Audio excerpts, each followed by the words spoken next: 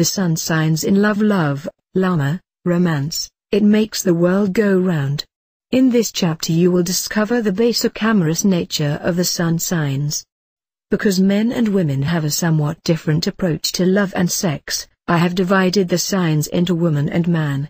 Also, for those readers interested in how to attract a person born under a particular sign, I have included tips that should prove helpful. Remember, however, that the descriptions are based on sun signs alone, not on the other important influences in a person's chart. This chapter merely gives you clues to a person's amorous nature, but you can never judge a person entirely on his or her sun sign. Let's say a woman has just met an attractive Taurus man and he has invited her to have dinner with him. By all means, she should read the description of Taurus man's amorous nature to get an inkling of the kind of man he is. But she should not cancel her dinner date if she doesn't like everything she reads. The Taurus she dines with will have other planetary influences in his chart, and he will not exactly match his sun sign description. On the other hand, he is a Taurian and his basic nature will have Taurian characteristics.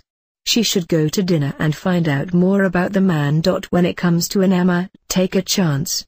Later on in the book you will find a chapter on how to compare a lover's horoscope with your own. That takes you further into the various planetary influences. By the time you reach that chapter, you will know a great deal more about astrology. Meanwhile, this preliminary survey provides a general guide and a useful insight into how each sun sign deals with love. In addition, I include for each sun sign a guide, called Amorous Combinations, that tells how the sign relates to all the other signs in the zodiac. Let me caution you, however, that the descriptions in this guide are painted in broad strokes, and should not seriously affect a decision about whom to make love with, whom to marry, or even whom to have dinner with, decisions that should be based on many other factors.